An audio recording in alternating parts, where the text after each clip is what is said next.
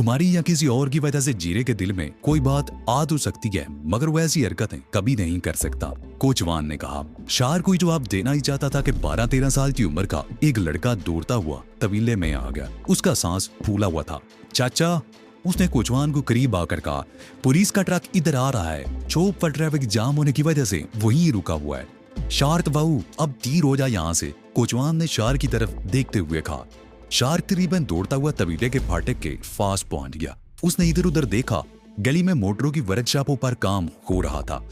वो फाटक से निकलकर मुखालिफ सिमत में चलने लगा। तकरीबन 50 गज आगे बाईं तरफ एक तंग सी गली में घूम रहा था कि वर्कशॉप वाली गली की दूसरी तरफ पुलिस का एक ट्रक गली में दाखिल होता हुआ नजर आया। शार्क तेजी से गली में मुड़ गया और तेज कदम उठाता हुआ दूसरी गली में घूमकर चौक पर निकल आया। उसने चौक पर भी रुकने की हमाकत नहीं की, बल्कि एक रिक्शे में बैठकर चुबुर्जी की तरफ रवाना हो गया। उस वक्त वो बाल बाल बचा था। अगर वो लड़का अगर पुलिस की आमद की इतला ना देता तो शार्क उस वक्त पुलिस के हाथ लग चुका होता। शार्क ने चुबुर्जी चौक पर रिक्शा छोड़ दिया। टहलते हुए अंदाज में एक दो दुकानों से कुछ चीजें खरीदी और शाम नदर में अपने किराए के मकान में आ गया। उस वक्त गली में बच्चे क्रिकेट खेल रहे थे। उन्होंने शार को मकान का दरवाजा खोलते हुए देखा जरूर था, मगर उस पर ज्यादा तवज्जो नहीं दी थी। शार कई रोज बाद यहाँ आया था। फर्नीचर पर गर्द की हल्की सी तह जमी हुई थी। उसने बिस्तर की चादर उठाकर झाड़ी और एक बैला कपड़ा लेकर फर्नीचर और दीगर चीजों की सफाई करने लगा। उस काम से फारिग होकर उसने चाय बनाई और कप लेकर लाउंज में आकर कुर्सी पर बैठ गया। चाय की चुस्कियां लेते हुए एक बार फिर सूरत-ए-हाल का जायजा लेने लगा। रात 8 बजे वो उस मकान से निकला और लक्ष्मी चौक पहुंच गया। लक्ष्मी की रौनक उस वक्त रूई पर थी। टिक्का, कबाब, कढ़ाई, गोश्त और बाल्टी गोश्त जैसी खाने पीने की दुकानों के सामने दूर दूर तक मेज कुर्सियां बिछी हुई थी। जिंदादी लाल लाहौर नाउनुश में मसरूफ थे। बेहतर सिनेमा हॉल लक्ष्मी चौक से मुल्हिक एबट रोड और मैकलोड रोड पर थे और बहुत सी फिल्म कंपनियों के दफ्तर भी लक्ष्मी चौक पर ही थे। फिल्मी हीरो बनने के शौकीन नौजवान अजीबो गरीब हुलिये बनाए इधर उधर टहल रहे थे कि शायद उद्दल से गुजरते हुए किसी हदायतकार या फिल्म साज की नजरों में वो आ जाए। शायद ने रिक्शा लक्ष्मी चौक पर ही छोड़ दिया। वो कुछ देर वहीं खड़ा रहा और फिर टहलता हुआ निस्बत रोड की तरफ चल दिया। तकरीबन 200 गज आगे बाईं तरफ एक मोटर वर्कशॉप था। उस वक्त 9 बज चुके थे। वर्कशॉप का बड़ा फाटक बंद था, अलबत्ता छोटा दरवाजा खुला हुआ था। अंदर कंपाउंड में बल्ब की रोशनी नजर आ रही थी। वर्कशॉप के बाहर भी 2-3 गाड़ियों के ढांचे पड़े हुए थे। शार्क छोटे दरवाजे के वर्कशॉप में दाखिल हो गया, मगर उसने अभी 2 कदम ही उठाए थे कि एक लंबा तिरंगा आदमी न जाने कहां से निकलकर सामने आ गया। क्या बात है बाबूजी, वर्कशॉप तो बंद हो चुका है, उस आदमी ने शार्क को घूरते हुए कहा। उसका कद 6 फुट से भी निकलता हुआ था। कसरी सी जिस्म और बड़ी बड़ी मूंछें, सर पर पोलका डार्ट्स वाला सिल्की मफलर लिपटा हुआ था। यह मफलर लंटा बाजार में 2-2 रुपए में आम मिल जाते थे। शार्क ने सिर्फ तांगे, ठेले वालों, छाबड़ी वालों और दादागिरी करने वाले थर्ड रेट गुंडों को इस किस्म के मफलर सरों पर लपेटे देखा था। मुझे छांगे से मिलना है, वो यहाँ आया हुआ है, शार्क ने जवाब दिया। कौन छांगा? यहाँ तो कोई छांगा नहीं, यह वर्कशॉप है बाबूजी, कोई घर तो है नहीं ना जो आप किसी से मिलने आए हो, उस शख्स ने कहा। तुम मुझे नहीं जानते? शार्क ने उसे घूरा। अगर तुम छांगा को नहीं जानते तो आज गुज्जर को जाकर बताओ कि शार्क आया है। शार्क? वो शख्स उसके चेहरे पर नजरें जमाते हुए बोला, नाम तो सुना हुआ लग रहा है, आओ मेरे साथ, मगर 1 मिनट रुक जाओ। वो शख्स शार्क के सामने खड़ा हो गया और उसके लिबास को दोनों हाथों से थपथपाने लगा और फिर उसने शार्क की जेब से पिस्तौल निकाल लिया। ये तुम्हें वापस मिल जाएगा, उसने पिस्तौल अपनी जेब में डालते हुए कहा। खासा लंबा चौड़ा वर्कशॉप था। कई गाड़ियां खड़ी थी। ये तमाम मुरम्मत तलब गाड़ियां थी जो लोग यहाँ छोड़ कर गए थे। कंपाउंड के आखिर में 3 कमरे थे। एक कमरा स्टोर रूम था जहाँ काम में इस्तेमाल होने वाले औजार और रैक्स में कुछ स्पेयर पार्ट्स रखे हुए थे। दूसरा कमरा वर्कशॉप के मैनेजर का था और तीसरा कमरा ड्रेसिंग रूम के तौर पर इस्तेमाल होता था। यहाँ वर्कशॉप में काम करने वाले कारीगर और मैकेनिक वगैरह लिबास तब्दील करते थे और दोपहर का खाना भी उसी कमरे में बैठकर खाते थे। वो आदमी शार्क को लेकर दफ्तर वाले कमरे में आ गया जहाँ मदम रोशनी का बल्ब जल रहा था। बेल पर बाज दीगर चीजों के अलावा टेलीफोन भी रखा हुआ था। दीवारों पर मुख्तलिफ मॉडल की खूबसूरत कारों के बड़े बड़े पोस्टर लगे हुए थे। एक दीवार के साथ आनी अलमारी इस्तादा थी। शार्क अलमारी की तरफ देख रहा था। वो चांगा के साथ 2 मरतबा यहाँ आ चुका था। उसे मालूम था कि इस दफ्तर के नीचे एक मसीह तहखाना था और उसे उस तहखाने का रास्ता भी मालूम था। वो उस लंबे तिरंगे आदमी की तरफ देख रहा था जिसने फोन का रिसीवर उठा लिया था और साथ का इंसान डायल कर रहा था। ये वर्कशॉप माजा गुज्जर का था। उसका ताल्लुक बुनियादी तौर पर दूध बेचने वाले खानदान से था। कई साल पहले इस हादसे में उसका भैंसों का बाड़ा हुआ करता था। माजा गुजर अपने बेटे को पढ़ाकर बड़ा आदमी बनाना चाहता था, मगर उसने मैट्रिक भी नहीं किया था। बेटे की दिलचस्पी देखते हुए माजा गुजर ने उसे मोटरों की एक वर्कशॉप में डाल दिया था। वो कई साल तक एक मशहूर कंपनी के वर्कशॉप में काम सीखता रहा और मिलाकर उसका शुमार शहर के चंद ऐसे गिने चुने मैकेनिक्स में होने में लगा जिनके बारे में कहा जाता था कि वो बुर्दा इंजन में भी जान डाल देते हैं। इस दौरान माजा गुजर के ताल्लुकात कुछ ऐसे लोगों से हो गए जो मंशियात का बिजनेस करते थे। माजा गुजर के पास अगरचे पैसे की कमी नहीं थी, लेकिन दौलत के लालच ने उसकी आंखों पर पट्टी बांध दी और वो बाड़े में दूध के साथ मंशियात भी बेचने लगा। कई साल बाद जब उसके बेटे ने कहा कि वो अपना जाती वर्कशॉप खोलना चाहता है, तो माजा गुजर के ज़हन में एक और ख्याल आया। बोटर वर्कशॉप के लिए ये बेहतरीन जगह थी। छांगा में मशहूर से उसने तमाम बैंसें गांव के बाड़े में मुंतकिल कर दी और यहाँ वर्कशॉप बनाने की तैयारी शुरू हो गई। माजा गुजर और छांगा में बड़ी गहरी दोस्ती थी। दफ्तर की इमारत के नीचे ये तय खाना छांगा ने अपनी निगरानी में बनवाया था। जब माजा गुजर के बेटे ने यहाँ अपना वर्कशॉप शुरू किया तो उसके कुछ ही अरसा बाद माजा गुजर ने भी यहाँ अपना बिजनेस शुरू कर दिया। वर्कशॉप 6 बजे बंद हो जाता, उसके बाद माजा गुजर का बिजनेस शुरू हो जाता जो आधी रात तक जारी रहता। कल रात बागबानपुरा में रूनुमा होने वाले वाक़े के बाद पुलिस ने अपनी कारकर्दगी दिखाने के लिए मुंशियात फरोशों के मुख्तलिफ अड्डों पर छापे मारना शुरू कर दिए थे। अगर शाकर कत्ल ना होता तो शायद पुलिस इतनी सरगर्म ना होती। उन छापों से बचने के लिए शहर के तकरीबन तमाम ही बड़े मुंशियात फरोशों ने वक्ती तौर पर अपने अड्डे बंद कर दिए थे और खुद इधर उधर चले गए थे। माजा गुजर का ये अड्डा भी अगरचे पुलिस की नजरों में था, मगर इस पर कभी छापा नहीं पड़ा था। छांगा उस अड्डे को महफूज समझकर यहाँ चला आया था। शार्क अच्छी तरह जानता था कि पुलिस की सरगर्मियां 1-2 रोज से आगे नहीं बढ़ेगी। मामला ठंडा हो जाएगा तो मौत के उन सौदागरों का काम भी शुरू हो जाएगा। शार्क मुड़कर उस लंबे तिरंगे आदमी की तरफ देखने लगा जो फोन पर कह रहा था। वो आया है जी, क्या नाम है उसका? शार्क बाबू। हाँ जी, अच्छा जी, मैं अभी भेज देता हूँ। उसने रिसीवर रख दिया और सामने वाली दीवार के करीब आनी अलमारी के सामने हो गया। उसने अलमारी खोली, उसके एक खाने में रसीद बुकें, एक खाने में कुछ फाइलें, बाकी खानों में बाज गाड़ियों के कीमती स्पेयर पार्ट्स के डब्बे रखे हुए थे। उस शख्स ने उसकी तिजोरी वाला खाना खोलकर अंदर हाथ डाला, उसके आखिर में लगी हुई एक कील को टटोलकर अपनी तरफ खींचा और हाथ बाहर निकाल लिया। दूसरे लम्हे अलमारी अपनी जगह पर घूमते। अलमारी के घूम जाने से फर्श में एक खला सा पैदा हो गया। उस खला के अंदर तंग सी जगह थी और सीढ़ियों में रोशनी हो रही थी। जाओ जी, शार्क बाउली। उस शख्स ने सीढ़ियों की तरफ इशारा किया। मेरा पिस्तौल शार्क ने उसकी तरफ हाथ बढ़ा दिया। उस शख्स ने जेब से पिस्तौल निकालकर शार्क के हाथ में थमा दिया। शार्क ने पिस्तौल पथरून की जेब में ठूंसा और सीढ़ियां उतरने लगा। आखिरी सीढ़ी पर पहुंचकर उसने ऊपर देखा, अलमारी अपनी जगह पर आ गई थी और फर्श का वो खला बंद हो चुका था। तहखाना खासा वसी था, उसमें 3-4 कमरे थे। शार्क ने आगे सीढ़ी से नीचे पांव रखाई ताकि दाईं तरफ दूसरे कमरे का दरवाजा खुला और एक आदमी बाहर निकलकर शार्क की तरफ देखने लगा। उसने शार्क को इशारा किया। शार्क उस तरफ बढ़ गया। कमरा ज्यादा बड़ा नहीं था, लेकिन कीमती फर्नीचर से आरास्ता था। फर्श पर दबीज कालीन बिछा हुआ था। दरमियान में काफी टेबल रखी हुई थी और उस मेज पर शराब की 2 बोतलें और 4 गिलास नजर आ रहे थे। दोनों बोतलें आधी आधी थी और गिलासों में भी थोड़ी थोड़ी शराब अब भी मौजूद थी। कमरे में आदमी 4 ही बैठे थे। एक वो जिसने दरवाजा खोला था, दूसरा छांगा, तीसरा माजा गुजर और चौथे का नाम अकबर था, जो आमतौर पर इक्कू के नाम से मशहूर था। वो गड़ी जाऊ का बदमाश था और अपने इलाके में मंशियात का सबसे बड़ा बेवपारी वही था। शार्क एक मर्तबा पहले भी छांगा के साथ उससे मिल चुका था। आओ शार्क बाऊ, बड़ी उम्र है तुम्हारी। माजा गुजर उसकी तरफ देखते हुए कहा, अभी तुम्हारे बारे में ही बातें हो रही थी।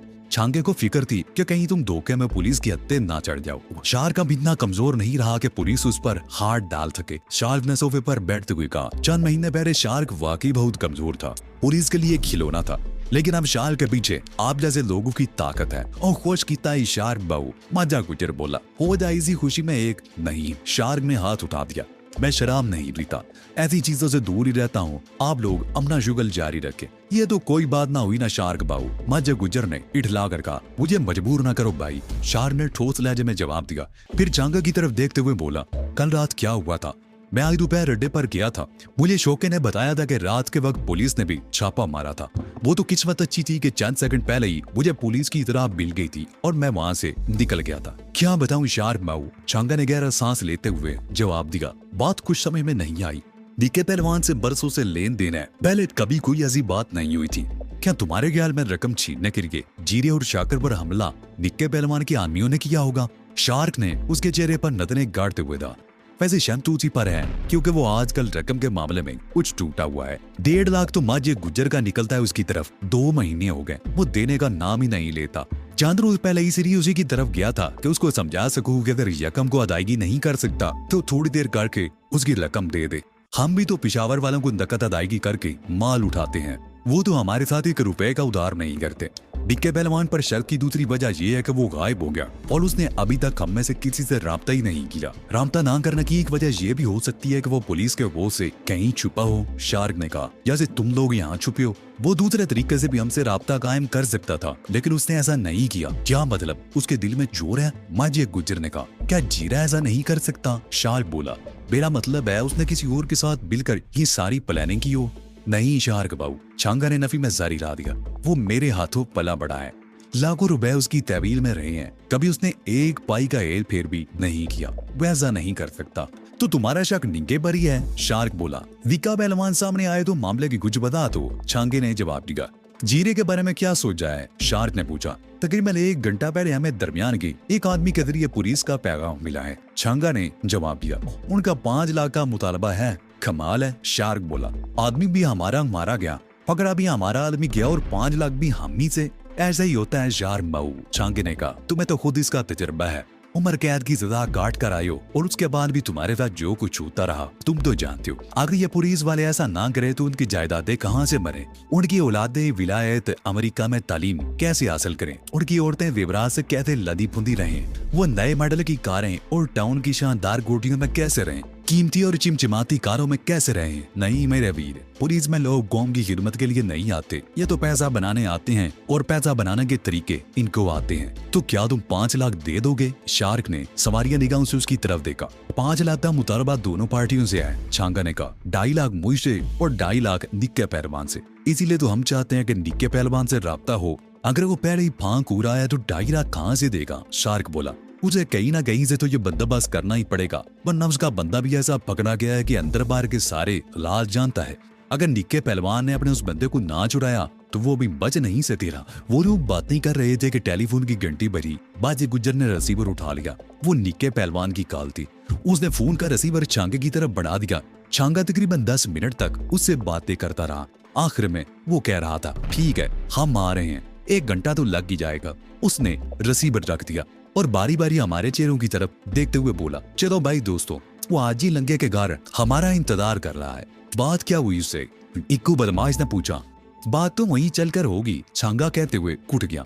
वो सब लोग कमरे से निकल आए। 4 मिनट बाद वो ऊपर दफ्तर वाले कमरे में मौजूद थे और फिर वो दफ्तर से निकलकर कंपाउंड में खड़ी हुई गाड़ियों के गिर्द घूमते हुए गेट के करीब खड़ी हुई एक सफेद कार के करीब रुक गए। इसी दौरान लंबा धड़न का आदमी भी कहीं से निकलकर सामने आ गया। गेट खोलो ए, वादे गुज्जर ने उसकी तरफ देखते हुए कहा। फिर उस शख्स से मुखातिब हुआ जिसने तहखाने में शार्क का इस्तकबाल किया था। जीले पुत्र तू आज आराम कर, हम यहाँ वापिस नहीं आएंगे।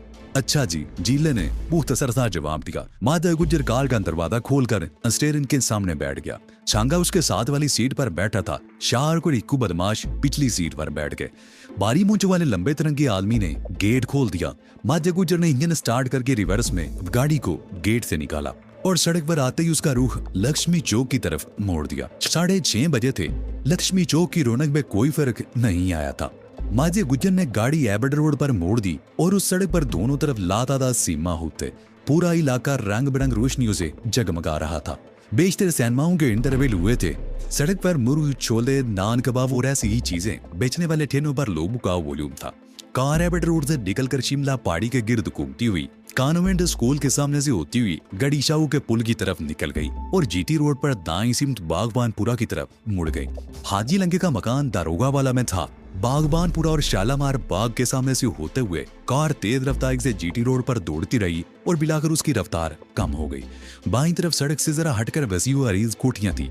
ध्यान रखना यार, माजे गुज्जर ने छांगा की तरफ देखते हुए कहा, कहीं हम आगे ही ना निकल जाएं। ओटी अभी आगे है, छांगे ने जवाब दिया और कोठियों की तरफ देखने लगा। माज कोठियों के गेटों पर बल्ब जल रहे थे और बाज तारीकी में डूबी हुई थी। बस वो आगे वाली कोठी है, छांगे ने इशारा किया। माजे गुज्जर ने कार को कोठी के गेट की तरफ मोड़ दिया और साथ ही हरन बजा दिया। कार गेट के सामने रुकी। एक आदमी ने छोटे दरवाजे में से झांक कर देखा और फिर गेट खोल दिया। माजा गुजर कार को अंदर लेता चला गया।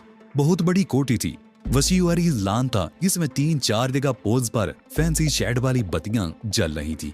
पोर्च में 2 गाड़ियां पहले ही से खड़ी थी। माजा गुजर ने अपनी कार उनके साथ लाकर इंजन बंद कर दिया। ठीक उसी लम्हे हाजी लंगे के एक नौकर बरामदे में नमूदार हुआ।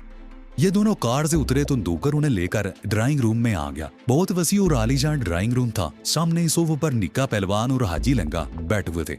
हाजी लंगा की उम्र 50 के लगभग रही होगी। छोटी सफेद दाढ़ी, दरमियाना कद और कदरे भारी भरकम जिस्म। उसे देखकर किसी नेक आदमी का तस्वुर ज़हन में उभरता था। लेकिन हाजी लंगे का शुमार ऐसे लोगों में होता था जो मुल्क की जड़ें काटने में मसरूफ थे।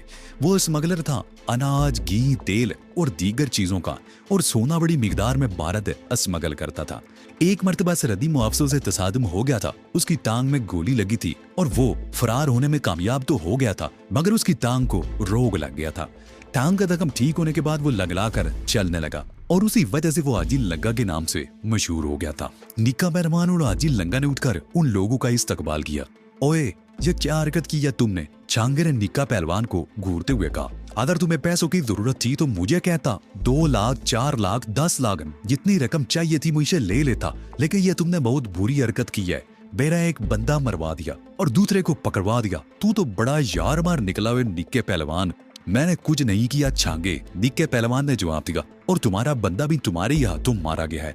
ये शुक्र करो मेरे आदमी ने शाकिर के कत्ल के सिलसिले में अभी तक उसका नाम नहीं लिया, वरना उसके खिलाफ कत्ल का पर्चा कट चुका होता। छांगे का चेहरा धुआं हो गया। वो चंद में अजीब सी नजरों से निक्के पहलवान की तरफ देखता रहा। फिर वो कौन था जिसने मेरे आदमियों पर हमला करके रकम छीनी थी? अगर ये मामला होता तो हमारे आदमी अंदर ना होते, निक्के पहलवान ने जवाब दिया। वो दोनों देर तक गिले शिकवे करते रहे और बिलाकर छांगे को यकीन हो गया कि जीरे से रकम छीनने के लिए हमला निक्के पहलवान के किसी आदमी ने नहीं किया था। तुम्हें मालूम है कि पुलिस ने इन दोनों के लिए 5 लाख मांगे हैं? छांगे ने कहा। हाँ, मुझे हाजी के जरिए ये पैगाम मिल गया है, निक्के पहलवान ने जवाब दिया। उन दोनों को बाहर लाने के लिए कुछ न कुछ तो करना ही पड़ेगा, वरना तुम तो जानते हो कि हम दोनों तबाह हो जाएंगे। पुलिस उनसे हमारे बारे में एक एक बात उगलवा लेगी। फिर तू 2.5 लाख कहाँ से देगा? छांगे ने उसे घुरा। ये रकम हाजी मुझे कर्ज देगा, निक्के पहलवान ने कहते हुए हाजी की तरफ देखा। निक्का पहलवान आजकल इस पोजीशन में नहीं कि इतनी बड़ी रकम का बंदोबस्त कर सके। लंगे ने कहा, इसकी तरफ से रकम मैं दे दूंगा, बाद में इसे रकम वसूल कर लूंगा। अगर तुम तैयार हो तो मैं इंस्पेक्टर को यहीं बुलवा लूं ताकि ये मामला भी खत्म हो जाए। रकम का बंदोबस्त तो कल ही होगा, इस वक्त कहाँ से आएगी इतनी बड़ी रकम? छांगे ने जवाब दिया। रकम का बंदोबस्त तो कल ही होगा, लेकिन इस वक्त मामला तो तय हो जाए। हाजी ने कहा, ठीक है, बुला लो उसे, यह किस्सा भी खत्म हो ही जाए। छांगे ने जवाब दिया। हाजी लंगा फोन का रिसीवर उठाकर नंबर डायल करने लगा। लाइन मिलने में ज्यादा देर नहीं लगी। तकरीबन 15 मिनट तक फोन पर हाजी बात करता रहा। फिर रिसीवर रख दिया और बारी बारी कुनी की तरफ देखते हुए बोला, वो आ रहा है, जरा एहतियात से बात करनी होगी, ऐसा ना हो कि बना बनाया मामला बिगड़ जाए। और फिर वो निक्के पहलवान की तरफ देखने लगा। तुम यही कहोगे कि उस रात तुम अपने अड्डे पर नहीं थे, बाकी मामला मैं संभालूंगा। और छांगे तुम, अब वो छांगे की तरफ मुतवज्जो हो गया। मकतूल शाकिर से तुम अपना कोई ताल्लुक जाहिर नहीं करोगे, ठीक है? जिस तरह तुम कहते हो वैसा ही होगा, छांगे ने जवाब दिया। तकरीबन 15 मिनट बाद एक पुलिस ऑफिसर पहुंच गया। वो वर्दी में था और अकेला ही था। आधे घंटे तक उनमें गर्मा गर्म बहस होती रही। तुम लोगों को अंदाजा नहीं कि हम पर कितना दबाव पड़ रहा है, पुलिस ऑफिसर कह रहा था। अखबारात खुलकर इल्जाम लगा रहे हैं कि हम जराइम पेशा लोगों की सरपरस्ती कर रहे हैं। हमने तुम लोगों को नाजायज धंधे की छूट दे रखी है, तो इसका ये मतलब हरगिज नहीं कि तुम लोग कत्ल करते फिरो। अरे खुदा के बंदो, खामोशी से अपना काम करते रहो और हमें भी नौकरी करने दो। पहले कभी ऐसा हुआ? छांगे ने कहा, यह हरकत हमारे आदमियों ने नहीं की, वो किसी और का आदमी था। अब छोड़ो इन बातों को, हाजी लंगे ने कहा। इनके बंदे कम छोड़ रहे हो? इनके बंदे तो कल सुबह ही छोड़ दिए जाएंगे। लेकिन पुलिस ऑफिसर खामोश होकर उनकी तरफ देखने लगा। रकम तुम्हें कल शाम से पहले पहले मिल जाएगी, ये मेरी जिम्मेदारी है, हाजी लंगे ने कहा। देख लो हाजी, पुलिस ऑफिसर बोला, क्या तुम्हें मुझ पर एतबार नहीं? हाजी लंगे ने कहा, लेकिन तुम्हें भी इस बात की जमानत देना होगी कि इन दोनों के खिलाफ बाद में भी कोई कार्रवाई नहीं होगी। अभी तक इस वाक़े की FIR दर्ज नहीं हुई, इसलिए उनके खिलाफ किसी कार्रवाई का सवाल ही पैदा नहीं होता, पुलिस ऑफिसर ने जवाब दिया। कम अज कम इस केस में तो उनके खिलाफ कार्रवाई नहीं होगी, ये मेरा वादा है। लेकिन अगर उन्होंने कोई और हरकत की तो ऐसी सूरत में अब तुम्हें शिकायत का मौका नहीं मिलेगा। हाजी लंगे ने उसकी बात काट दी।